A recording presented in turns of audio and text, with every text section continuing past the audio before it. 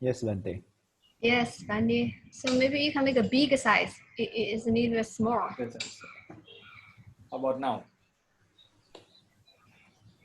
Yeah, it's okay now. Slightly bigger, please. We have a few minutes left, right? Is it? It's already on time.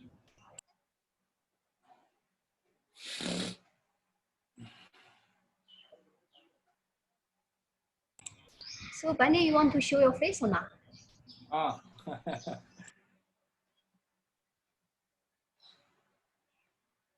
How to do it?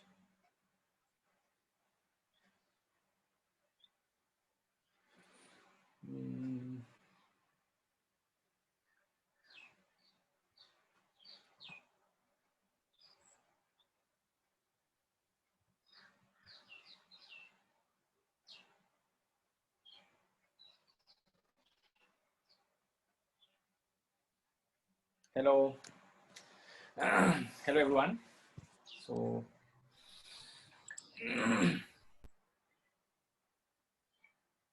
shall we start now? Yes, Bhante. Okay. So we'll recite Namo Tassa first. Namo Tassa Bhagavato Arahato Samma Sambuddhassa. Namo Tassa Bhagavato Arahato Samma Sambuddhassa. Namo Tassa Bhagavato Arahato Samma Sambuddhassa. Good morning, everyone. Morning, Bhante. We are planning to start the class. This will be, I hope everyone can hear my voice. First of all, this is the first time I'm giving a lecture online. So sometimes I will have difficulties in, so this course is mainly about reading the Pāļi text. So the main purpose is to understand the Pāļi, mainly in Pāļi. So this lesson is not for translating the Pāļi into another language. This is to understand the Pāļi. So what I mean is that sometimes you will have difficulties in putting the language into another language. So we are not going to focus on that matter. What we want to know is that the students understand the Pāļi when they read it. That's the most important thing. So in this class, I'll be asking some students to translate, because I myself can translate and read, understand the Pāļi, but the purpose is that the students should be able to read by themselves. So don't get offended. Sometimes I'll be asking because when we did in the ITBMU, all students had to do the reading, not myself. So first lesson, I'll explain how to do a translation normally. What are the main key points that you have to emphasize? And then onwards, I'll be asking students to do the translations. I have already sent you the vocabulary. If I can open it. Now it's already in the Google Docs. Everyone can see it. I hope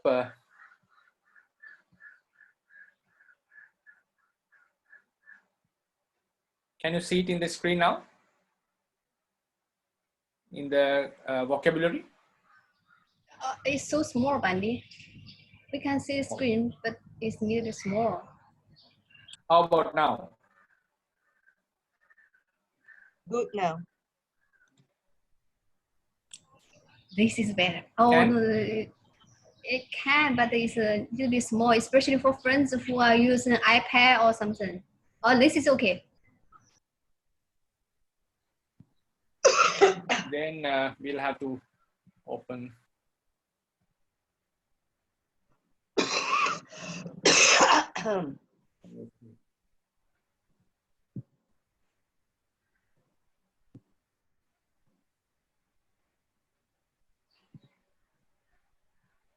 How about this?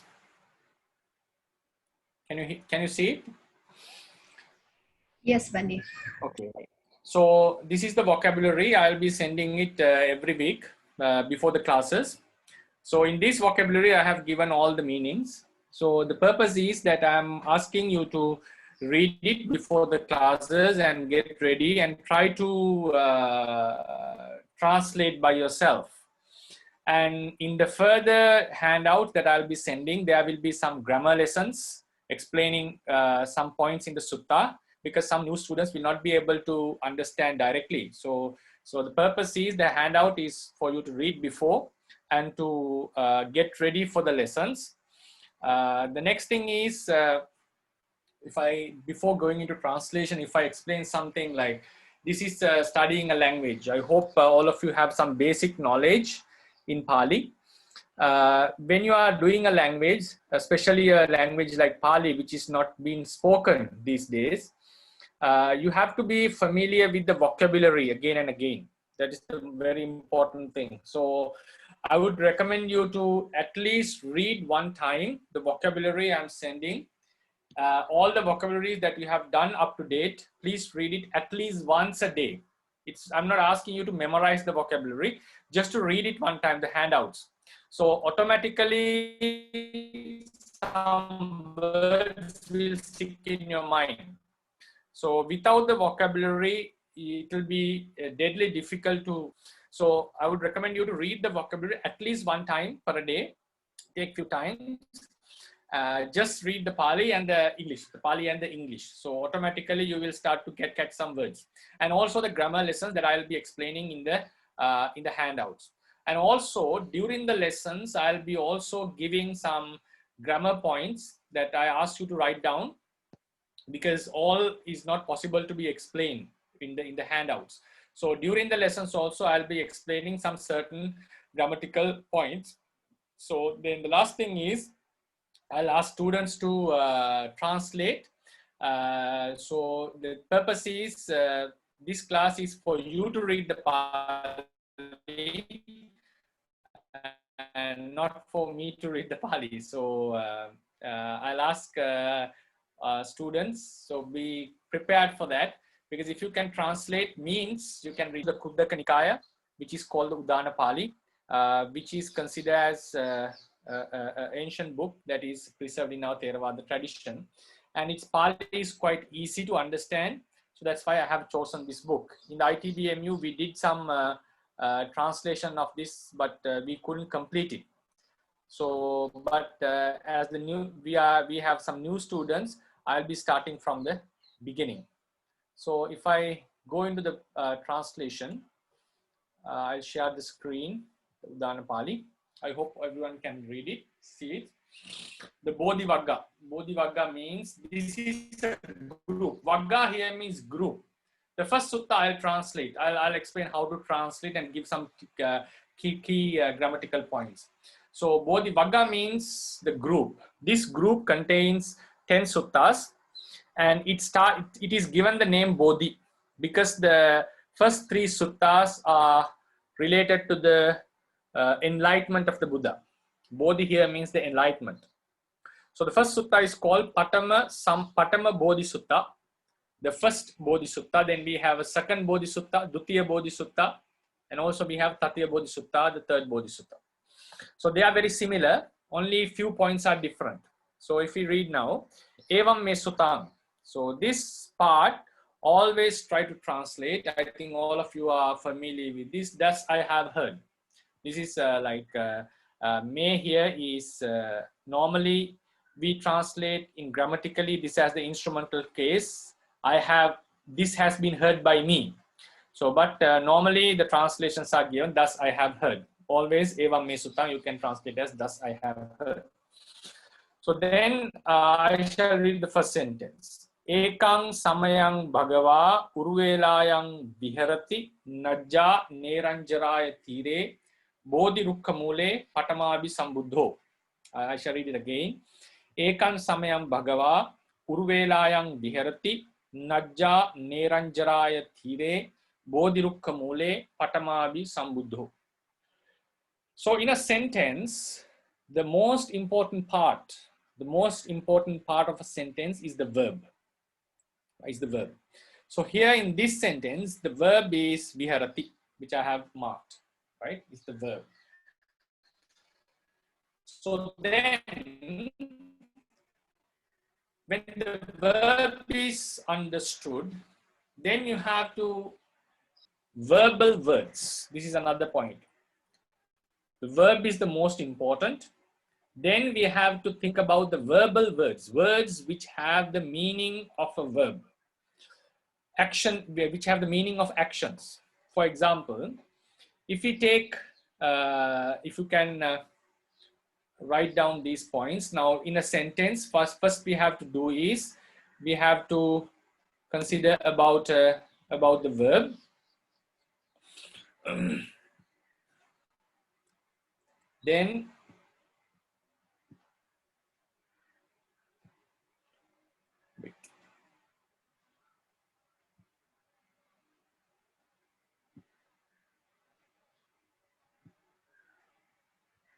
Then we have to think about the verbal words. Verbal words means the words which have the meaning of an action.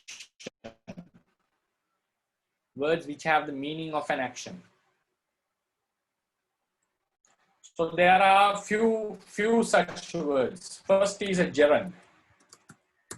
I'm typing on the screen, gerund. So first one will be always the verb. Verb is the most important. Then we have a gerund. Gerund means like action which is done before the main verb. For example, twa, it's like gantva, pachitva, having cooked, having gone. So these kind of gerunds, we call it the gerund. Some books may have a different term for that. So it's very important that you understand the gerund. Then also you have to focus on the infinitive. Infinitive is the words which end with tung. For example, if I give an example for gerund, is pachitva. Pachitva is having cooked. Then infinitive is pachitung. For example, pachitung. Pachitung is like to cook in the infinitive word. So first we have to focus on the verb. Then we have to think about the gerund. Then we have to focus on an infinitive. Then we go to the participles.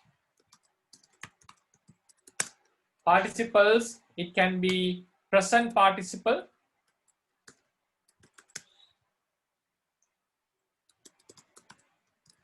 or it can be past participle.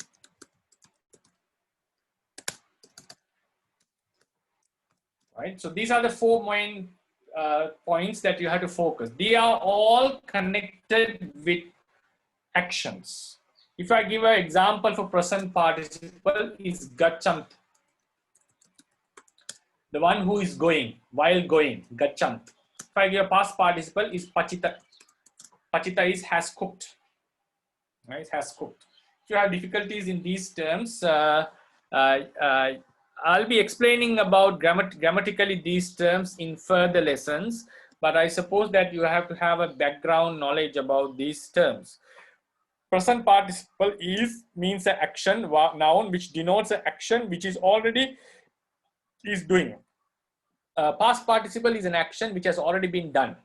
So these all four, verb, gerund, infinitive, and participle, they all have the meaning of an action. Verb is the main verb, main action. Gerund is the action which was done before the verb, but also exists within the sentence. That's the difference. It also exists within the sentence, but it was done before the verb. Infinitive is an action which you are intending to do. Then participle, present participle and past participle, it refers to actions which has been, going to be done, which is being done at the moment, which has already been done, and also you can add future participle, future passive participles. Future passive participles means, example is like pachitabba, right? Pachitabba, like something that you are supposed to do. So then we have to focus another point that is up to here. It's number, there are four points. Now the number 5 is, I would call it a special noun. Special noun in nominative case. Right? Special noun in a nominative case.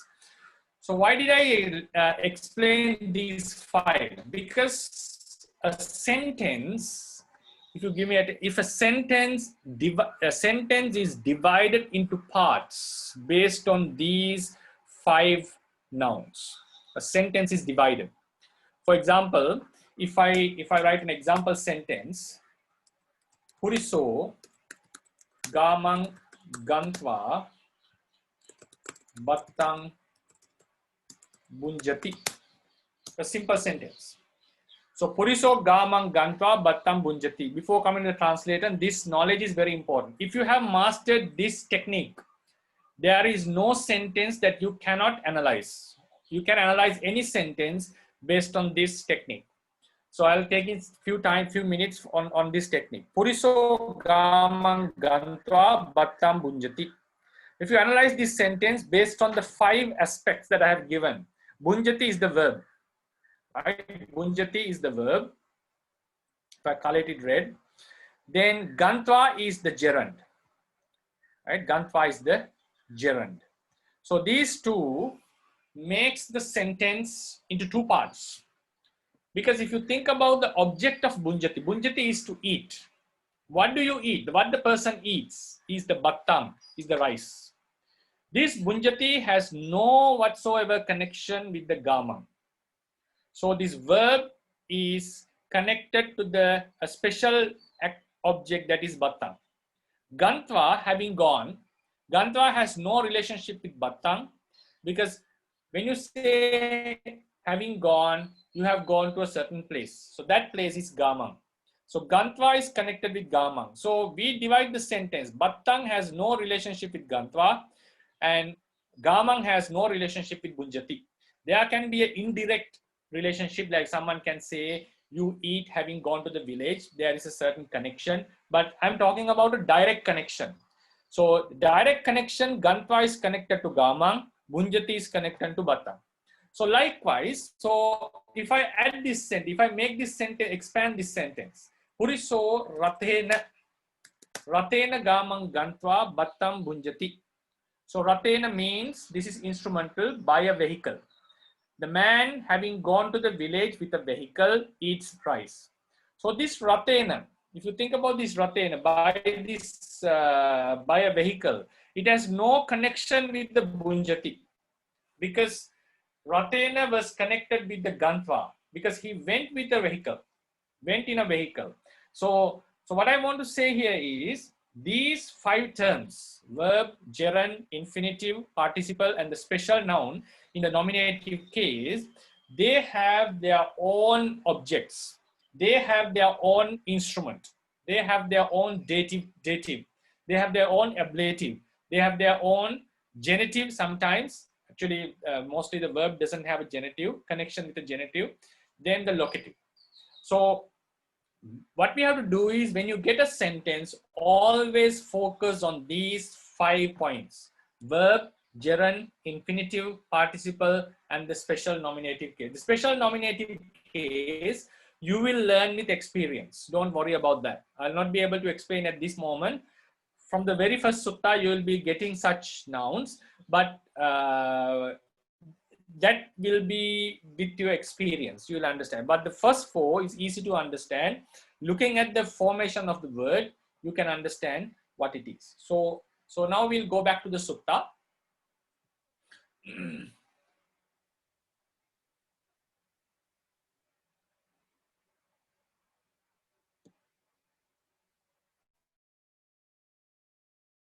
So I'll read it again. Ekan samayam bhagava uruvelayang viharati najja neranjaraya thire bodhirukha mule patamabi sambuddho.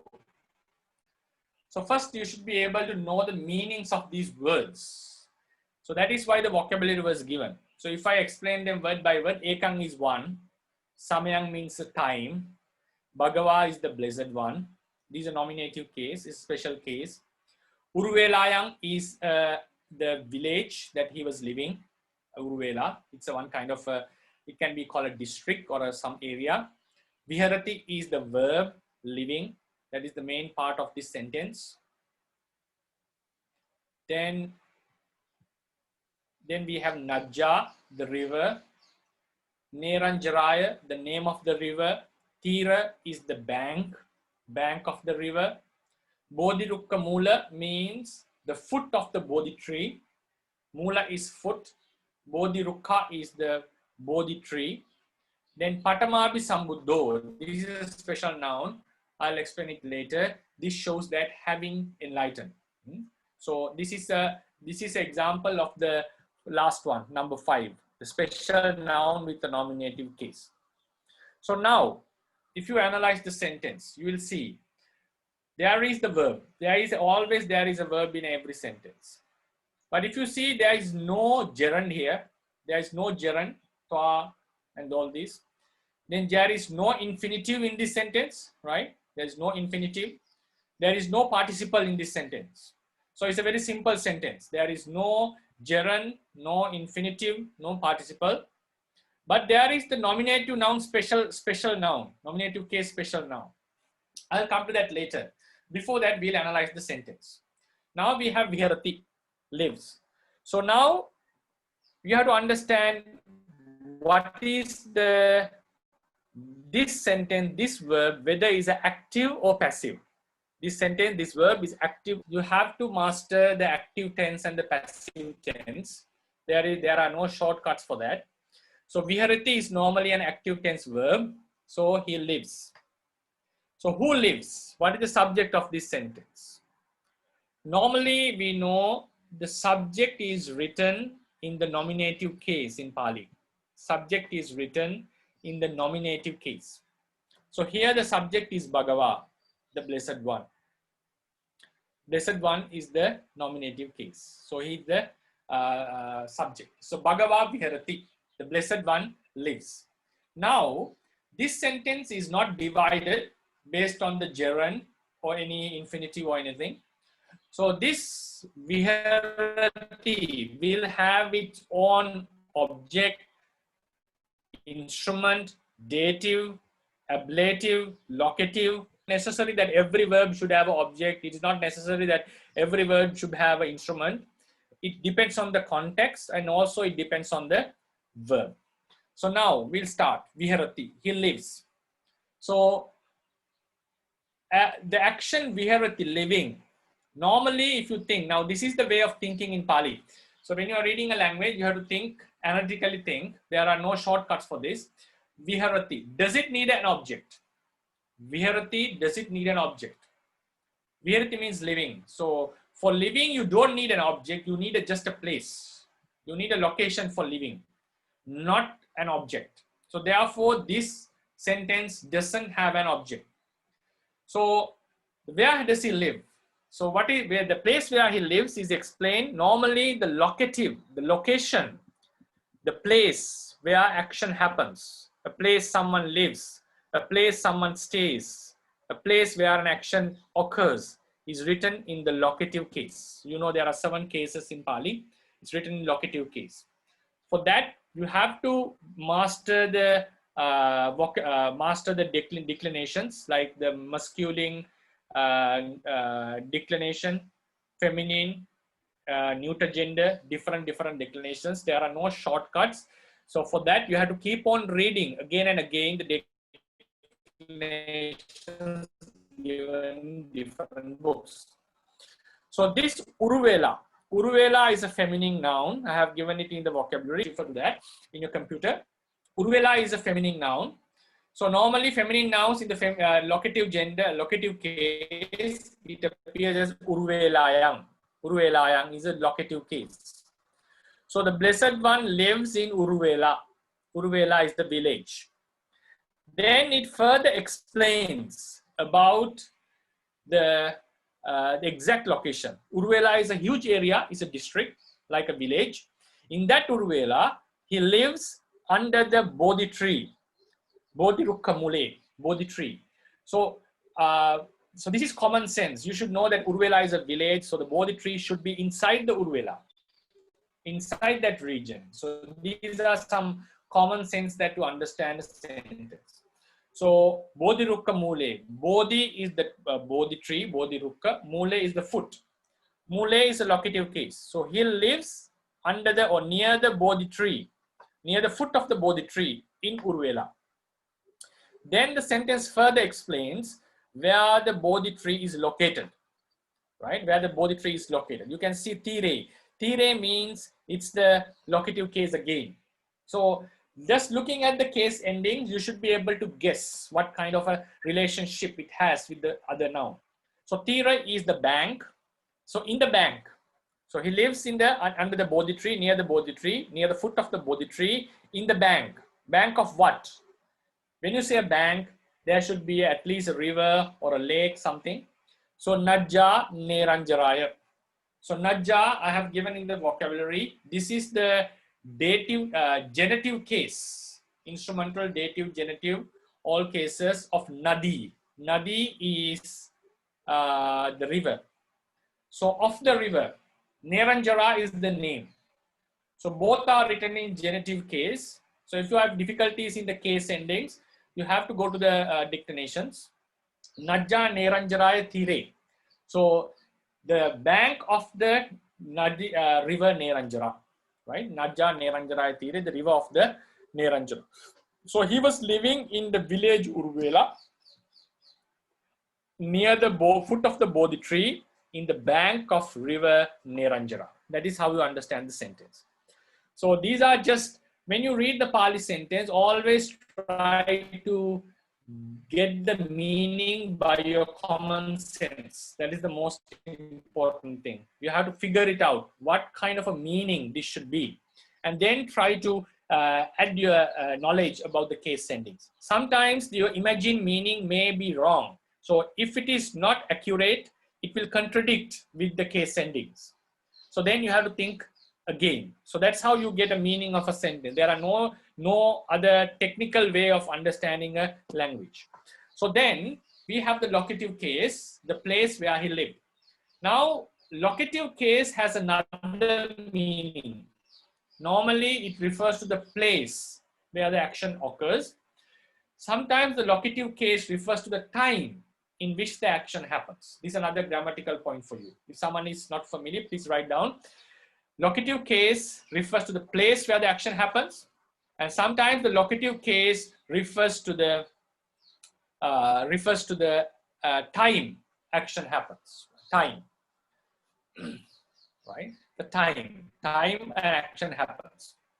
So location is normally the locative case. It's written in locative case, but the time can be written in locative case. You have to add again locative case. Sometimes the accusative case, sometimes the instrumental case. These are three meanings.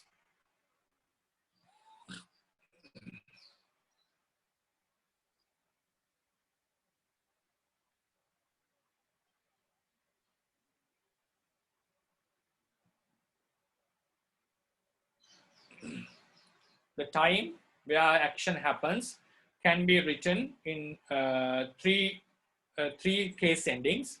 First is the locative, second is the accusative, third is the instrumental. Time can be written in locative, accusative, and instrumental. Right? So when you translate it in English, you have to mention at or in according to the English usage, right? But in Pāļi, you can have used all the three tenses in reference. Buddha was living in the Uruvela, but now it refers, or in the beginning it says to when he was residing, when. Ekam samayam. So this is the accusative of time. Accusative of time. So time is referred in the accusative case. So now if you translate the sentence, the Blessed One, once upon a time, one time, the Blessed One was living. No, even though we use the present tense, this is something which has happened in the past. We call it the historical past, historical present. So Blessed One was living near the foot of the Bodhi tree in the bank of river Neranjara. Right? The bank of river Neranjara. This Patamabi Sambuddho, this word, for the time being, just keep it in mind, this refers as having enlightened first. This is how we translate this. I'll come to that later. Patama, here the first. Abhisambuddho means have enlightened, the one who got enlightened. So this, the number 5 type of noun, like the special case, special noun with a nominative case. So with this special noun of nominative case, I'll explain it in the future lessons. I'm not going to deep on this matter because this is the first lesson, the first sentence. Normally, when you get a nominative case noun, other than the subject, other than the adjective of the subject, normally the adjective and the noun should be in the same number, same gender, same case. So if you get a noun in the nominative case, other than the subject, other than the adjective of the subject, in the active voice, in the passive voice, other than the object, because the passive voice, the object become nominative, right? Passive voice. So other than the object and the adjective of the object. So other than these special cases, subject, normally just keep it the subject in mind, otherwise you'll get confused. Other than the subject and other than the adjective of the subject, if there is a nominative case ending noun, there is a very high possibility that it could be that special noun that I was referring in the list of 5. And you note down that 5. So it can be a noun which divide the sentence into a group. So this, in such a noun, normally at the end of such nouns with nominative case, other than the subject, we have to use certain verbs, like certain nouns like hutva, having been. Sometimes we use the words like samana, samano, and further, right? There are a few types such nouns. So here we are using only the word hutva. So if someone asks the question, how do we know which one to use? Don't worry about that. Don't give much attention to that. You will get used to it with experience. So this is the first sentence. Don't worry about that. So the translation should be having enlightened first, because he is the one who got enlightened for the first time in this dispensation. So having got enlightened first, he was residing at the foot of the Bodhi tree in the bank of river Neranjara in Urvela. So this is the first sentence translate. So the grammatical points that I gave was, there is a time in accusative case. So next time, please try to remember these technical grammatical terms. Time can be said in 3 cases. What are those? Locative, instrumental, and accusative, right? Accusative. Now we go to the second sentence. Tena kopana samayena Bhagava. Bhagava is nominative case again. Tena kopana samayena Bhagava sattahang eka pallankena nisinno hoti vimutti sukha patisangvedi. I read it again. Tena kopana samayena Bhagava sattahang eka pallankena nisinno hoti vimutti sukha patisangvedi. Now this sentence, now we have to analyze. So keep in mind, you have to find the 5 types of words. The first is the verb, the gerund, infinitive, participle, and the nominative case ending noun. So these are the 5. So now the verb is hoti. I shall mark it with red. Is there any gerund here? Tena kopana samayena bhagava sattahang eka pallankena nisinno hoti vimutti patisokha patisangvedi. No gerund. Is there any infinitive ending with tong, tave? No. Participle. There is a past participle. This is the past part. Nisinno is a past participle. Nisinna is a past participle. Then we have a nominative case ending noun. Vimutti putsukha patisangvedi. This is a very advanced sentence. Vimutti sukha patisangvedi. Like the Patamabi Sambuddho, right? Like the Patamabi Sambuddho, we have Vimutti sukha patisangvedi. Now we'll go back tahang eka pallankena nisinno hoti vimukti sukha patisangvedi. Hoti is the verb. He is there, existing. Subject is the Bhagava. Bhagava is the subject. So Bhagava was there. Bhagava was there. Hoti. Right? Bhagava was there. Then we go to the first line. Tena kopana samayena. This ko, you don't need to worry about this ko. Just, it has no such specific meaning. There are some words in Pali that doesn't have a specific meaning. Tena pana samaye, tena kopana, both. They both have no specific meaning. Tena samayena, right? Samaya is the time. Tena is that. Bhagava is the blessed one. Sattaha, sattaha is, I have given in the vocabulary. Satta is 7. Aha is days, the 7 days. Eka pallanka, eka pallanka, eka is 1, pallanka is sitting. Pallanka is sitting. Sometimes it can refer to couch. If you look into the vocabulary, if you are not familiar with the words, please look at the vocabulary. Pallanka is the sitting. Nisinna is the past participle, sat. Vimukti sukha patisangvedi is experiencing the bliss of the liberation. Right? Liberation. Now, tena samayena. If you remember, time can be used with 3 cases: locative, accusative, and instrumental. So here the case is instrumental. Tena samayena. It means during that time. So it's like ekan samayang. Ekan samayang, once upon a time. Tena samayena, during that time.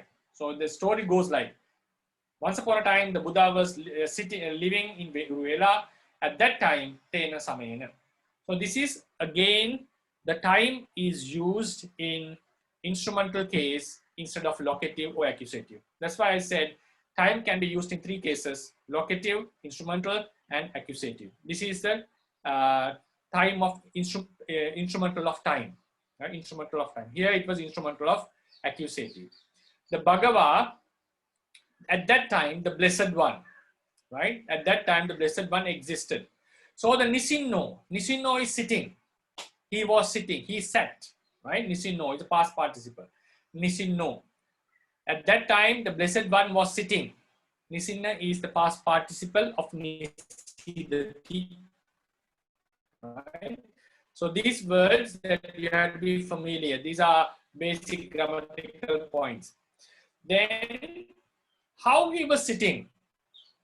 So when you sit, do the action of sitting, it doesn't need an object. The action of sitting doesn't need an object. It needs a place to sit. And also, you need a time to sit, a duration, how long you sat, and a place to sit. It doesn't need an object. So therefore, we don't have an object in this part. So he was sitting, eka pallankena. So this eka pallankena, like instrumental case, in one sitting. He was sitting with one sitting. Palanka here means the cross-leg sitting. Like he was sitting, it as a noun, the posture of sitting on cross legs. So he was sitting in a cross-leg posture, eka palanka. So this eka palanka refers, he was sitting in the same posture, in a one cross-leg posture. The one cross-leg posture. It means he didn't break it. He was, as he sat, he kept on sitting. That is the point. As he sat, he kept on sitting without standing. He didn't break it. In the one sitting, one cross-leg sitting, he was sitting, right?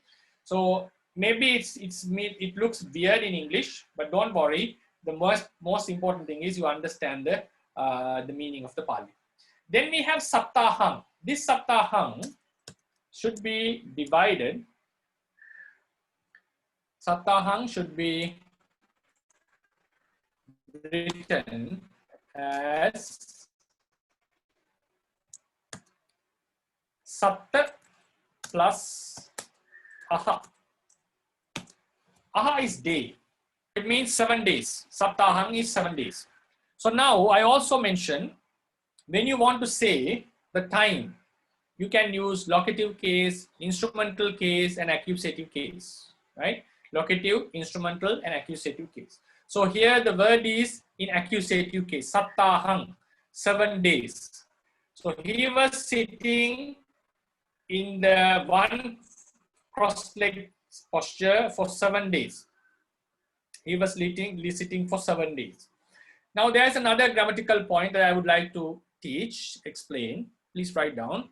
So if we, now for example, we mentioned that time can be written in 3 cases, right? Time can be written in 3 cases. Now there is a continuous time. Continuous time means continuous action. A continuous action throughout a time or a area.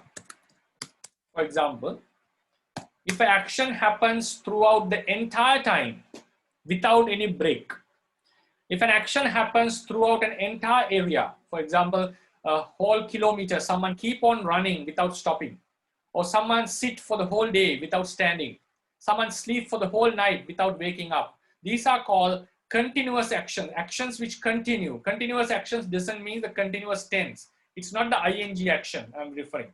Here means the action without any break, without any stop.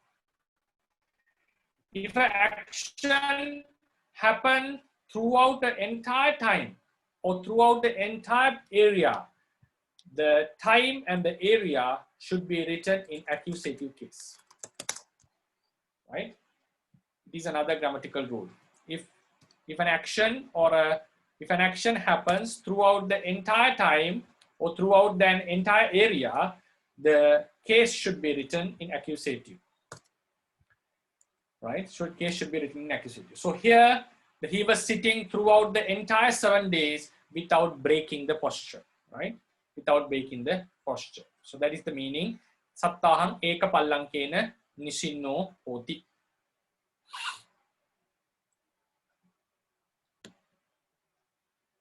Right? Eka pallankena nisinno hoti.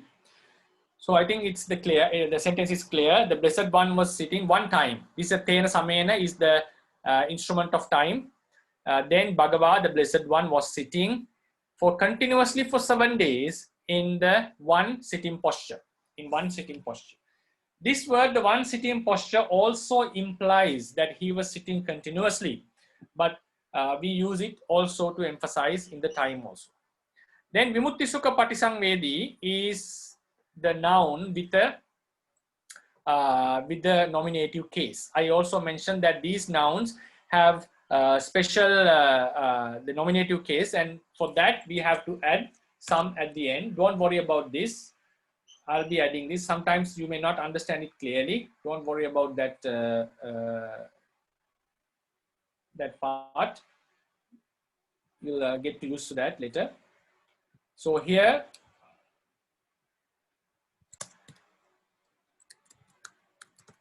samano. There it means Vimuttisukha Patisangvedi samano, or grammatically it would be used as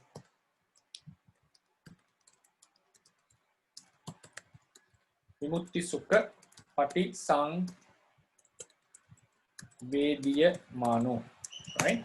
So this shows that he was experiencing the bliss of the liberation, right? So don't worry about these two words, Patamavi Sambuddha and Vimuttisukha Patisangvedi. They are a bit advanced type of grammar. Later we'll get to use to that. So when it is coming to some advanced words that are unable to explain to new beginners, I'll just give the meaning. Don't worry about that. So here, this is the number 5 types of noun. If you refer to the list that I gave: verb, gerund, infinitive, participle, and the noun with the nominative case. So this is such a noun. So here it means he was enjoying the bliss of the liberation. So what does it mean? The Buddha was sitting cross-legged in the same cross-leg for 7 days continuously, enjoying the bliss of the liberation. So I'll go to the next sentence. Atako Bhagava, I'll read it. Atako Bhagava tassa sattahassa achayena tamha samadhimha vuttahitva ratya patamang yamang paticca samuppadang anulomang sadukang manasa kasi. right? Atako Bhagava tassa sattahassa acchayena tamha samadimha vuttahitva pratya patamang yamang paticca samuppadang anulomang sadhukam manasa kasi. So what is the verb of this sentence? The verb is the manasa kasi, the last one. Manasa kasi, contemplated. Manasi karoti, manasa kasi. Right? See the verb past tense of manasi karoti, manasa kasi. He contemplated. Now look at the sentence. Is there, now focus on the 5 types of verbs. Verb, gerund, indices. If you look into the sentence, you will find a gerund here. Where's the gerund? Atako Bhagava tassa sattahassa acchayena tamha samadimha vuttahitva. So this is a gerund. Right? This is gerund. So the sentence breaks from this part. Vuttahitva. Then Ratya patamang yamang paticca samuppadang anulomang sadhuka manasa akasi is the second part. First, tamha samadimha vuttahitva. So the sentence is broken into 2 parts. So you have to deal the 2 parts separately. You have to deal the 2 parts separately, right? So now we'll take the, you can take whatever part, doesn't matter. After you separate the sentence into 2 parts, try to deal with them separately. Now we'll first take the last part, right? So manasa kasi. Manasa kasi means contemplates. What did he contemplate? What is the object of contemplation? This is how you think in Pali.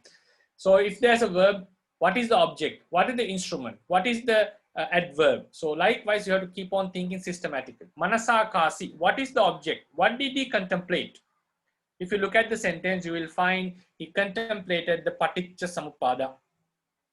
Paticca samuppada is the object of manasa kasi, right? Paticca samuppada is the object of manasa kasi. So he contemplated paticca samuppada. Then we have anulomang sadhukam. Paticca samuppadang anulomang sadhukam, right? Also, you should know when there is an adjective of a verb, of a noun. Adjective of a noun should take the same case, same number, same gender of the noun. Adjective should take the same case, same gender, same number of the noun. So here anulomang, for that you should know the meaning of the word anulomang. Anulomang is the ordinary order, normal order, right? The forward way. Sadhukang is well. Sadhukang is well. So we should be able to understand now paticca samuppada. Now we have paticca samuppada is accusative case, anulomang is accusative, sadhukang is accusative, yamang is accusative, patamang is accusative. So are they all adjectives of paticca samuppada? Someone can ask technically. So this is the place where the common sense comes into play. Now you should know yama is time. For that you should know the meaning of the vocabulary. That's why without the vocabulary, nothing can be done. So yamang is the time. Time and paticca samuppada has no relationship. Patamang is first. Then anulomang is in the normal order. Sadhukang is well. So paticca samuppada and anuloma has a relationship because we know in your Dhamma knowledge, paticca samuppada has the ordinary way and the reverse way, from the up to down, down to up. So he was contemplating paticca samuppada, which was the ordinary order, anuloma, which was in the ordinary order. So that is what it means. Anulomang here refers in the natural order. It's like straightforward, the straightforward paticca samuppada, right? He was referring to the straightforward paticca samuppada. So anulomang is the adjective of paticca samuppada. Then we come to sadhukang. Sadhukang is well. So this sadhukang, now this is another grammatical point for you. Sadhukang, another new grammatical rule, please write down. When it comes to adverbs, I think you all know adverbs. Adverbs are the words that explains the action. Adjective explains about the noun. Adverb explains about the action. So in Pali, adverb can be written in accusative and instrumental.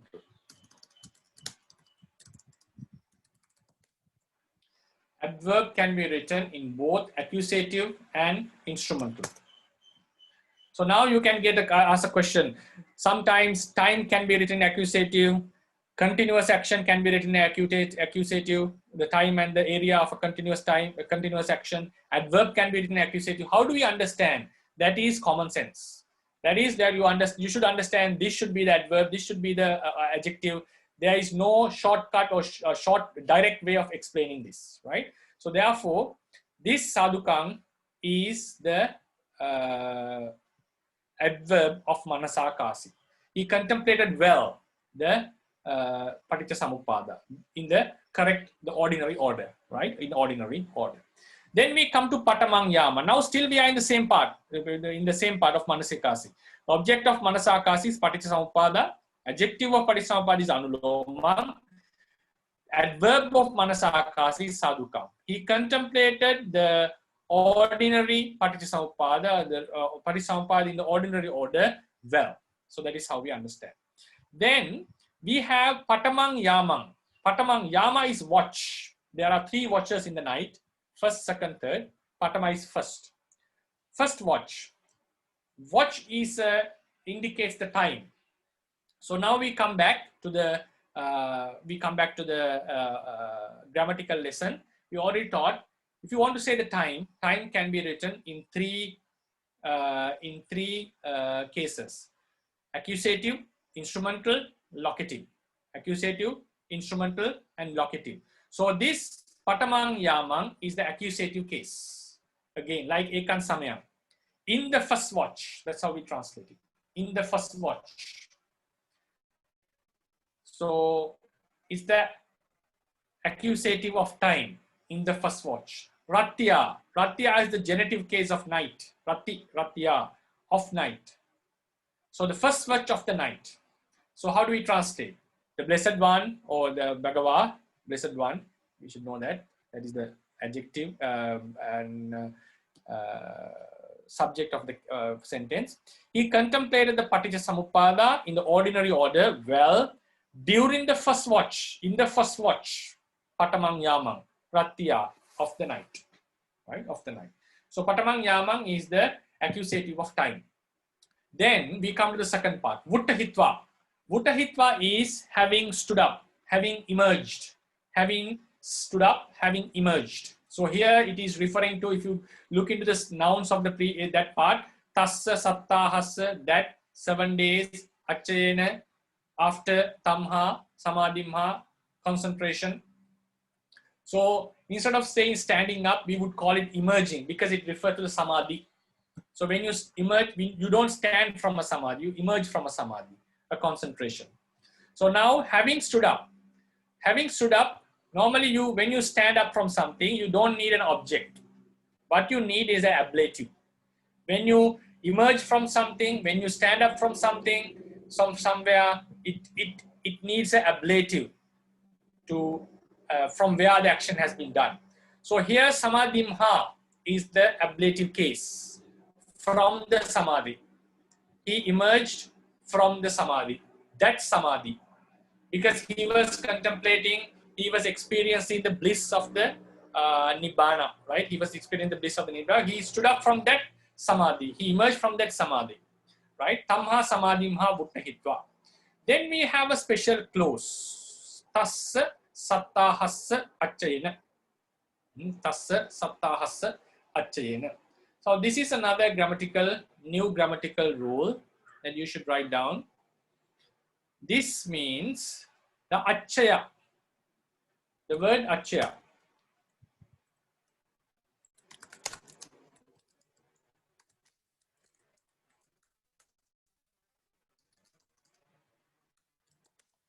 Achaya means, achaya has few meanings. Sometimes it can refers to the fault, the wrongdoing. Here it refers to having passed, after some time, after a certain time, right? So if I give a precise explanation, precise translation on this, achaya is translated.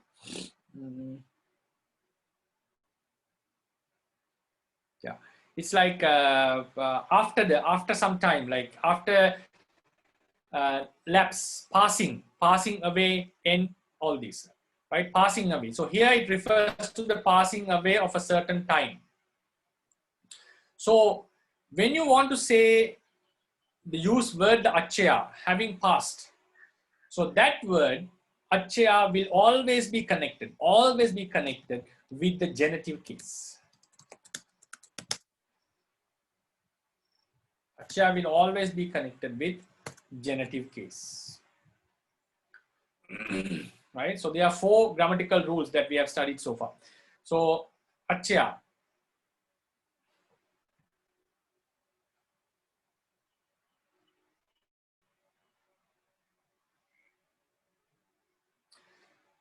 So we find tassa sattahassa achayena. Sattahassa, like the previous time, sattahassa means you have to divide it as satta aha.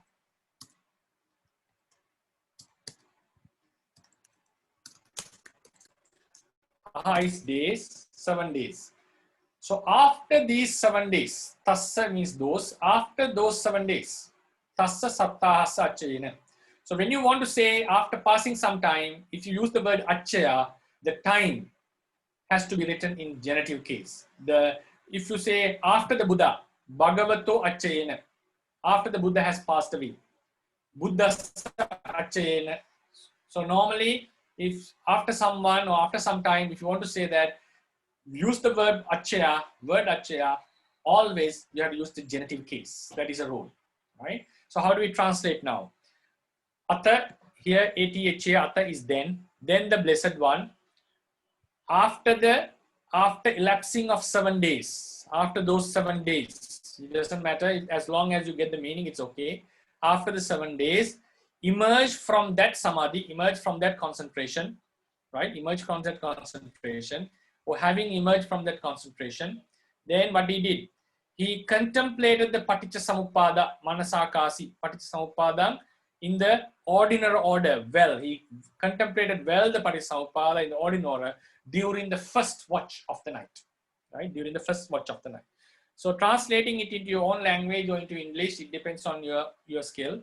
So what I want you to do is to understand how to get the meaning of a sentence, how to analyze a sentence like that, right? So we did the very basic parts of a sentence. So if I read this sentence, the entire paragraph and explain, evam me sutang, thus I have heard, ekan samayam bhagava, Urvelayang viharati najja neranjaraya tire bodhirukka mule patamavi sambuddho. The Blessed One was, once upon a time, the Blessed One was living near the foot of the Bodhi tree in the bank of river Neranjara in the village Urvela after getting enlightened for the first time.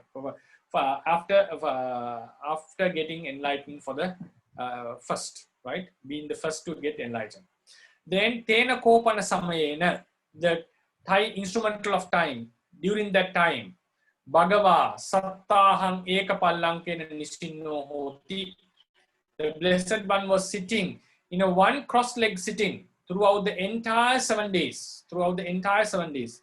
How? Vimittu Sukha Patisangvedi, experiencing the bliss of liberation. This is a very special now. Then Atako Bhagava, then the Blessed One. Tassa sattahassa achayena, after passing away of those 7 days. When you use achaya, you have to use genitive case. Then tamha samadhimha vuttahitva, having emerged from that samadhi.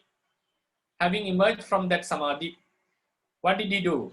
Manasaka ratya patamang yamang paticca samuppada anulomang sadhuka manasaka. He contemplated the Paticca Samuppada in the ordinary order well during the first watch of the night. During the first watch of the night. So then you come to conclude the class, then we come to the normal order of Paticca Samuppada. I think you are very familiar with that. If you start from the second line, Avijja Paccaya Sankhara. Sankharas exist because of the cause of Avijja. Avijja Paccaya is the cause called Avijja, the cause of Avijja. Here Paccaya means, I'll explain it the next week, right? I'll explain, just give a brief introduction to the next week's lesson. I'll be doing the other 2 suttas next week. Here it is the ablative case. Avijja Paccaya. Avijja Paccaya is a one word, the cause of Avijja. Avidya Pachya is not the nominative case, it is the ablative case. If you remember, you have Buddha, Buddhamha, Buddhasma, ablative case. Sankara Pachya, Vijnana Pachya, all are ablative cases. Then the second noun is in nominative case. Sankara here is nominative plural, Buddho, Buddha, Sankharo, Sankhara. Vijnanam is neuter gender nominative singular. Sankara is plural, Vijnana is singular. Then Nama Rupang, all are singular. Salayatanang, Passo, singular. Vedana is singular nominative. Tanha, singular nominative. Upadanang, singular nominative, neuter gender. Bhavo is singular nominative, masculine gender. Jati is feminine gender, singular nominative. Jara Maranang is singular nominative, neuter gender. Right? So likewise, in this sentence, in this formula, avidya pachaya, it refers to ablative case, right? Next week, I'll be telling, when you want to say the reason, when you want to say the cause of something, you can use three cases. I'll explain it next week, just to remind you. Three cases: ablative, you can use ablative case, you can use instrumental case, you can use the accusative case, right?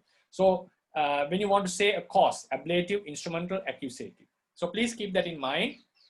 And the first sentence, iti imasming sati idang hoti imasupada idang upajjati. I'll explain it in the beginning of the next lecture and conclude the next two suttas, all two suttas. I suppose you'll be able to, next day onwards, I'll be focusing on other further advanced suttas, right? So this will be the class. If someone has any questions, you can raise one or two questions. You can unmute the microphone and ask questions. Bhante, I have a few questions, Bhante. Oh, Ryan. Yes, Bhante. So the first question is... Yes, Ryan. Yes. The first question is about the word patama pisang bokto. Yes. So at the beginning of the lecture, you said that we can translate it as the first one to get enlightened. Yes. And then later on, you said that we can be translated. We can translate as having gotten enlightened for the first time. No, sorry. I think that was a mistake. Sorry for that. My first translation was correct. First translation, right? How did I say it? He is being the first one to get enlightened. Yeah, that is how the commentary says. He's the first one to get enlightened. Get enlightened. Sorry for that. Okay. Thank you. I couldn't say it in English properly. Okay, because the commentary says patamang abhisambuddho hutva. So patamang abhisambuddho hutva. So you can translate in two ways. Then the second sentence of the commentary say sabba patamang yevati atto. It means he was enlightened first of everyone. Yeah. Sabba patamang yevati atto. So he got enlightened before everyone. So having got enlightened before everyone, like I see. Okay. Having got enlightened first. That's all. Okay, thank you, Bhante. And then the second question is, well, it's not quite a question, but I would love for you to please, maybe some later lectures, please speak more, even teach us more about the, so remember you mentioned 5 things: verb, and then gerund, infinitive, participles, and then special nouns. And then so this question related to the word, you said the word vimukti sukha patisangvedi, and then you said we need to add the word samano, and then that is equivalent to vimukti sukha patisangvediyamano. But then the word vediyamano, it looks like a present participle. So but then originally you said that patisangvedi is a special noun, so kind of not clear at this point. So I'd love for you to talk about that more later. Yes. Actually, even though I mentioned, thank you for your question, Ryan. It's even though I mentioned it's a special noun, right? Yeah. They end up being gerunds and they end up being participles. That is the actual thing. Right. Even though actually their form is not a gerund, their form is not originally not a participle, but the commentary always make them a gerund or make them a present participle. So that's why the patamang abhisambuddho hutva, they add a gerund at the end. Right. And for this one, they change it into a present participle. So it actually, that the special noun is either a gerund or either a participle, as you said, right? But it appears in a different form. So that is why I mentioned it as a special noun. Otherwise, students can get confused. But as you said, you are perfectly correct. We end up doing it is as a gerund or end up doing it as a participle. Yes. So this can be found in the commentarial text. When we find such a nominative case, they always put either samano, hutva, something like that, a participle or a gerund. Okay. All right. Thank you, Bhante. Thank you.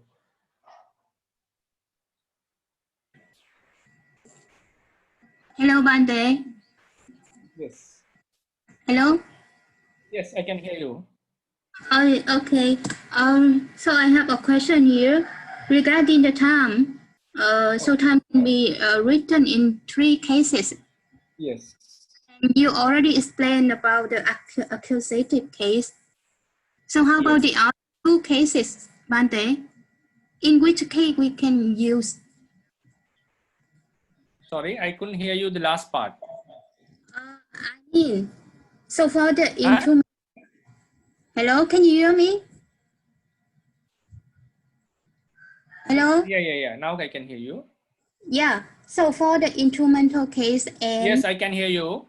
And locative case. Locative. So in which case we? I mean the time. Yeah. If you take the second sentence, it is the instrumental of time. Tena samayena. Right? First sentence is ekan samayang. Second sentence is tena samayena. This is the instrumental of time. If you want to have a yes. But you explained that for accusative case, so that that express the continuous action throughout how to say a time or area like that. Time or a certain area. Yes. Yeah. So about for the other 2 cases. No. This continuous action is only used in accusative case. Yeah. Right? Yeah. Accusative case. But very rarely, in some books, it is mentioned. Sometimes the instrumental can also be used. But normally, it's like, normally we say it's always accusative case, right? It's always accusative case. When you say a continuous time action which happens throughout the entire time, and when action happens throughout an entire area. So this is called achantu sanyoga in Pali. So you cannot use the locative case for that. You normally use the accusative case. Then someone can ask a question, Bhante, how can we know if the accusative case can be used for location, for the time, and also the continuous time, also accusative case? That depends on the context. That it's very difficult to explain, because there are some in our Sasan, in our Vinaya, there are some arguments regarding how to practice the manata on this very point. Because there is accusative usage in the 6 days. So some argue that you have to practice the probation for continuously for 6 days. Some say it is not necessary. So likewise, as you said, it can cause for confusion, but this is how it's grammatically explained. Yes, Bhante. So, yeah. So how about for the adverb? Here we have 2 cases for the adverb. Yeah. Adverb, yeah. Here we have 2 cases, accusative and instrumental. So when to use for each case? That is, you can use as you like if you are writing Pali. If you are reading a Pali, it doesn't matter. Like you just understand it. Yes. You can use as you like. It doesn't matter. There is no such rules for that. Yes, Bhante. Thank you very much, Bhante. Yeah, that's all for my question. Thank you. Welcome. Thank you. Bhante. Yes. Does Bhante still have time, Bhante? Okay, yeah, can. Thank you so much, Bhante, for the lecture. I'm really happy to join this, Bhante. And I would like to ask about the Acaya, Bhante. So is the Acaya all Acaya, Bhante? Achanta. Achayena. Achayena. Okay, Achayena. Right. Okay. Yeah. Is that always end with instrumental, Bhante? Normally, yeah. Normally, if you want to say elapsing of time, normally it ends with instrumental case. I'm not saying always, because sometimes in grammar it's very tricky. You can have some different usages, but most of the time what I've seen is it's in instrumental case, and the time which elapses and or the person whom you have passed is called written in genitive case. Okay, so it Bhante. comes with genitive and instrumental mixture. Okay, Bhante. Thank you, Bhante. So it's better to use it as achayena. Yeah, you are correct. Like the achayena is used with instrumental case. So achayena is the most common usage, Bhante. Can we say like that? Common usage, and it is connected with genitive case. Yeah. Okay, Bhante. Thank you, Bhante.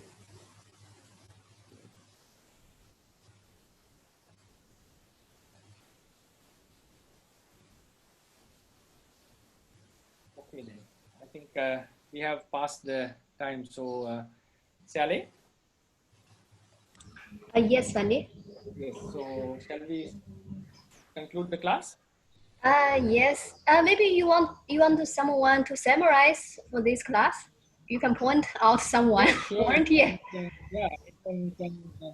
Yeah, because I talked some few grammatical points. Maybe- If someone can summarize next week, first 10 minutes, yeah. Yeah, Before we start you the can class. ask someone or someone want to be volunteer. But at this moment, nobody want to be volunteer.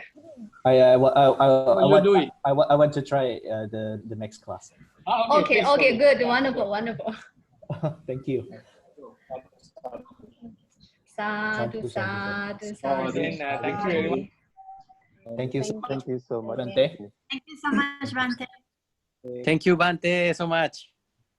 Yes, welcome. Sadhu, sadhu, sadhu.